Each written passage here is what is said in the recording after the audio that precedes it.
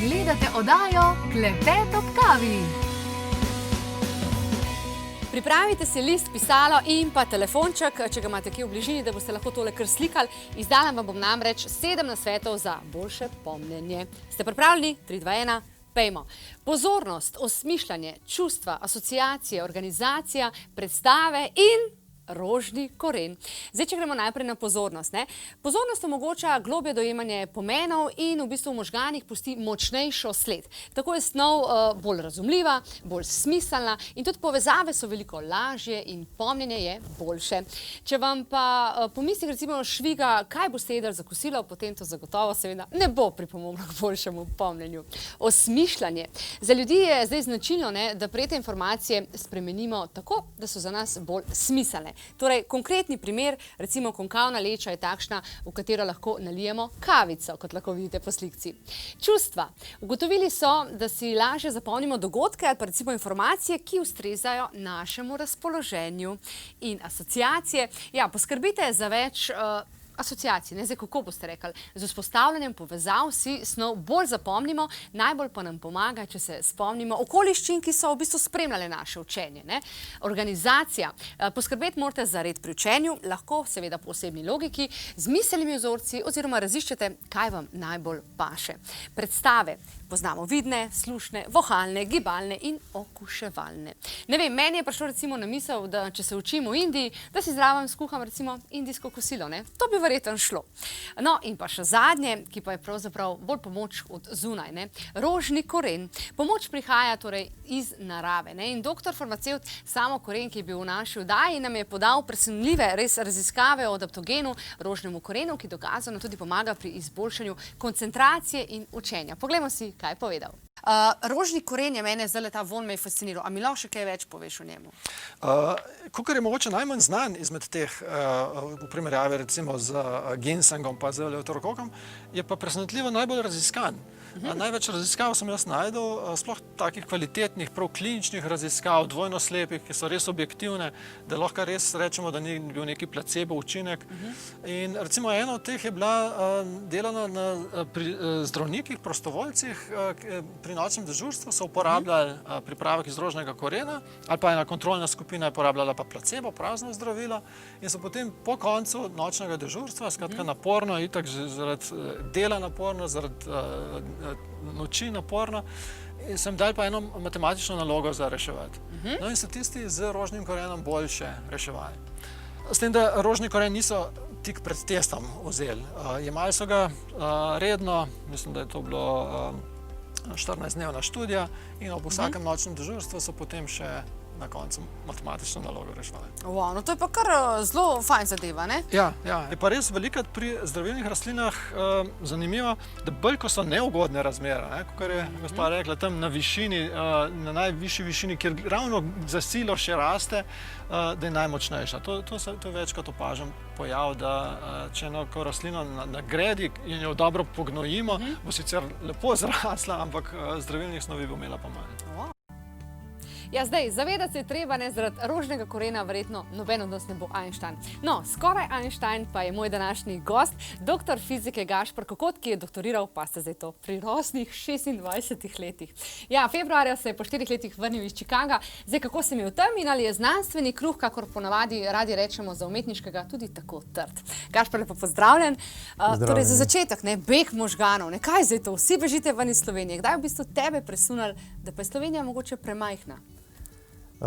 Najprej bi se zahvalil za primerjavo, ravno Einstein po moje nisem, ampak zdaj, ko delaš znanost, ko delaš raziskave, je dokaj običajna pot, da greš po doktoratu tudi se izpopolnjevati na tako imenovane podoktorske študije ven. In mislim, Amerika je nekako se že pojavila takrat, ko sem delal doktorat tukaj v Sloveniji na Inštitutu Jožef Štefan. In smo pač sodelovali s to skupino, pri kateri sem potem tudi delal zdaj do pred kratkim. Gašper, eno vprašanje, ki seveda moram vprašati, kdaj te je v bistvu fizika tako prevzela, da si rekel, jaz želim pa z njo praktično 24 ur na dan živeti? Ja, To moraš imeti nekaj ti mora en klik narediti. Mi dve s fiziko recimo nisva prijateljice, ne moram reči. Kaj torej tisti trenutek bil? Mene je fizika vedno fascinirala, ker je en način razlage sveta skozi jezik, ki je matematika. In to je mi nekako vedno šlo dobro od rok, matematika, in dejansko preskok ni bil tako velik, če bi se tako izrazil. Pa ena stvar, ki me je tudi zanimiva pri fiziki, je to, da nekako osnovo vsej tehnologiji, ki jo imamo. In ko raziskuješ neke bazične zadeve v fiziki danes, nekako dobiš vpogled v možne tehnologije, ki bojo mogoče čez 20-30 let prisotne. In to je vsaj za mene do neke mere izpolnjujoče. Je, ne. Zdaj, ko si ravno omenil torej tehnologijo, pa to ne, zdaj tvoje raziskovalno delo pravzaprav fizično je vsem povezano tudi z medicino, ne? Lahko kaj več poveš o tem? Torej fizika, medicina, kako je to dvoje skupaj? Ja, v zadnjih desetletjih sta te dve vedi prišle toliko skupaj, da imamo tudi biofiziko. In sem tukaj predvsem za raziskovanje naravnih sistemov iz fizikalnega vidika, z orodji, ki jih fizika pozna, da jih apliciraš potem na celice ali pa na fosfolipidne vezikle. To sem recimo pri diplomi delal. Zadnje leto sem se pa predvsem ukvarjal s sistemi delcev, mikrodelcev, ki so izven termodinamičnega ravnovesja. Zdaj, tukaj povezava mogoče ni tako direktna, ampak če razložim, v termodinamičnem ravnovesju po domače, Gašper, da me ne zgubiš. Pa ta miza, Okay. Da pa imaš ti sistem izven tega ravnovesja, moraš pa stalno dovajati energijo. In v tem smislu sva tudi jaz pa ti izven termodinamičnega ravnovesja. Ko nehaš dovajati energijo, v našem primeru je to hrana, je konec. Potem grejo stvari nazaj v termodinamično ravnovesje. In pač ta koncept, da zdaj vzameš nek neživ material, pa ga spraviš izven tega ravnovesja, je dokaj nov. In kar smo videli je, da se zelo zanimive stvari zgodijo. Se samo organizirajo delci, recimo v kakšne vrtince ali pa vrteče verige. Ta samoorganizacija je tudi posnetek lahko vidimo? Prisotna. Ja, to so recimo verige. Štartaš, samo potreseš niklove delce na vodno gladino in potem začneš nihati magnetno polje, s katerim dovajaš energijo in se začnejo tako vrteti, kot smo videli na posnetku. In tukaj pa ta preskok na tehnologijo, kje bi to lahko bilo uporabno. In smo ugotovili, da zelo učinkovito mešajo v dveh dimenzijah to vodno gladino. Konkretno ta primer smo tudi patentirali. In ja, to je eden izmed primerov, kjer bi lahko bilo. Zdaj, če si malo bolj domišljijsko predstavljamo, gre tukaj v bistvu kako pripraviti take sisteme, da bojo koristne naloge upravljale. Lahko razmišljamo recimo o mikrorobotih, ki so na mikronski skali, ki so zelo, zelo majhni. In tukaj potem trčimo spet ob medicino, a bi lahko take robotke pripravili do tega, da nam kaj koristnega v medicini naredijo. Ampak, kot sem rekel, pač to so zdaj bazične raziskave. Če bo res prišlo do kakšne take tehnologije, je to še desetletja, ker najprej moramo ugotoviti te osnovne fizikalne mehanizme in potem, ko vedno bolj poznamo te sisteme, odkrivamo tančice raznih subtilnosti, pa potem lahko pridejo robustni produkti ven. No, držimo pesti seveda, da vam te raziskave gladko tečejo naprej, tudi za zanamce, ki bodo v bistvu z njimi upravljali naprej. Zdaj, če gremo mečka na Ameriko, na mečka bolj poljudno temo, za vse tiste, ki niste s fiziko na titku, kaj jaz ne, ampak tole zdaj Gašper si zelo lepo razložil, mi je res vse jasen. Zdaj, na te ameriške razmere, v bistvu smo lahko mi hvaležni, da imamo zelo fajn zdravstveni sistem, recimo pri nas. Kako je s tem v Ameriki? Kakšno je zdaj stanje? Si kdaj mogel kaj koristiti? Kakšno zdravstveno storitev? Ja, seveda. Sem koristil. Zdaj, tam je zdravstveni sistem popolnoma privaten in tako kot izkušnja uporabnika tega je zelo drag, pa tudi precej omejujoč.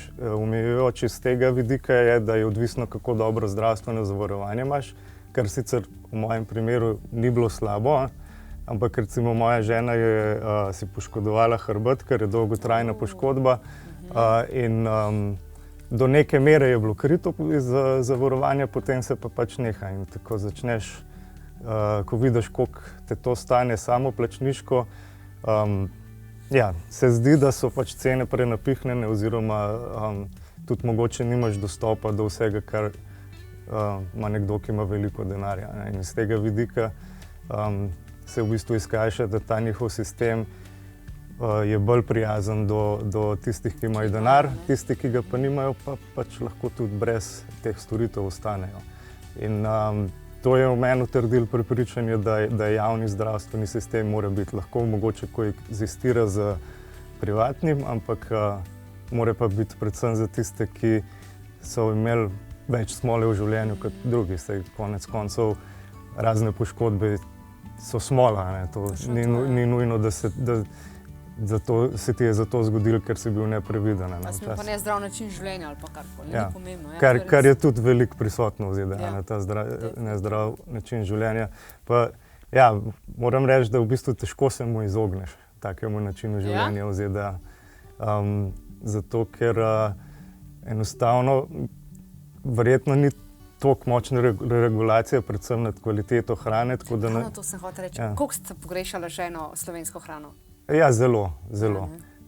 Tle je velika razlika. V ZDA marsikaj pride na police, kar pri nas ne najdeš. Mogla sva se kmalu naučiti, da res vse te nalepke prebereva, ker nekako kar povsod je ta koruzni sirup noter, pa razna sladila, razna v produktih, ki ne bi pričakoval. Recimo, ena izmed stvari, ki me je najbolj šokirala, kupiš vodo ustekleničeno in je imela čuden okus in preberem, dodajo sol za okus.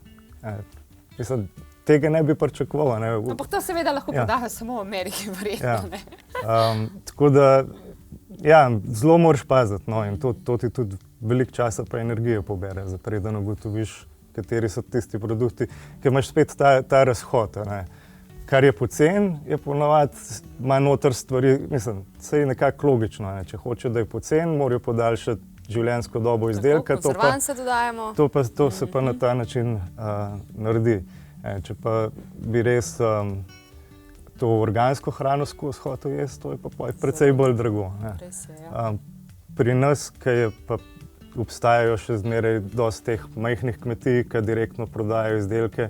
Mislim, to je velika prednost, ki je vsaj v Chicagu ni bilo. Ker tam so kmetije zelo velike, monokulturne in nimaš nekako dostopa niti do takih izdelkov, kot pa v Sloveniji. Pa se lepo vrniti nazaj v Slovenijo. Imaš veliko za biti hvaležen. V bistvu, rečeš, v teh malih stvarih tako v bistvu uživaš, rečeš, ok, bi vi vedeli, da pa tole pa ni na razpolago, kar tako na vsakem koraku. Ne? Ja, to zagotovo. To, da greš v tujino, dobiš tudi pač nekak ta vpogled v stvari, ki jih mogoče dojemamo kot samoumevne v Sloveniji, pa dejansko niso. In tudi vidiš, da kljub temu, da mogoče nekateri ljudje so zelo pesimistični glede Slovenije, je veliko dobrih stvari, ki delujejo pri nas. Okay. Gašper, še nekaj me zanima. Zdaj, če primerjamo delo znanstvenika v Sloveniji pa v tujini, je vseeno tam, ne vem, si se počutil mogoče bolj cenjenega, v končni fazi si imel boljšo plačo kot tukaj, ali je tako, da se v Ameriki res sedita tam med in mleko? Kako je s tem? Mislim, oni imajo pač to kulturo, da zmagovalec pobere vse, tako da za nekatere se sedita med in mleko. Jaz kot nek visoko izobražen kader, ki sem prišel v Ameriko, sem bil v dejanskem boljšem izhodišču kot marsikateri domačin. Prav zaradi tega, ker sem imel to izobrazbo, ker izobrazba je tam zelo draga in tudi če ti pač imaš sposobnost, ni nujno, da imaš sredstva za to, da se izobražaš. Ja, tako bi rekel, za nekega običajnega človeka, moja žena je nekaj časa delala kot okraševalka tort v supermarketu in je imela stik pač tudi s tem delavskim razredom. Za njih je pa zelo težko, tako da lahko je, lahko pa tudi ni. Zelo je pač odvisen od tega, kako se ti življenje obrne oziroma če ti uspe prave poteze povleči. No, zdaj si seveda prišel nazaj v Slovenijo. Pa me zanima, glede na to, da si bil torej v Ameriki tujec, kljub temu, da si bil kar nekaj let tam, a si se kdaj zdobil tega občutka, da si tujec? Ali to ne more iti iz tebe? Preden sem bil v Ameriki, sem tudi živel v Švici 2 leti pa pol, nekako, skozi veš, da nisi od tam, saj tega ne moreš pozabiti. Ampak v ZDA je vseeno nekako bilo lažje, se mi zdi, predvsem zaradi tega, ker je veliko tujcev tam živi. Tudi v mojem delovnem okolju je vedno tako, da so ljudje iz različnih narodnosti skupaj delajo. Tako da nekako, da bi imel nek občutek izključenosti, tega ne bi rekel. Aha, ok, no, to je lepo slišati. Zdaj v Sloveniji seveda s tabo živi tudi tvoja žena Veronika, ki sicer prihaja iz Venezuele, ne? Kako pa ona v bistvu, ne vem, kaj je ljubša? Amerika, ki je v bistvu vse bolj tako, wow, ali naša Slovenija ljuba, mala? Kako ona gleda na to, kako se počuti? Videl sem se nekako zavestno odločila, da prideva nazaj v Slovenijo, ker nam ta način življenja ni toliko ustrezal. Zdaj, zagotovo bi rekel, da priložnosti je več tako iz kariernega vidika in kar se tiče kariernega razvoja, zame je bila čudovita izkušnja.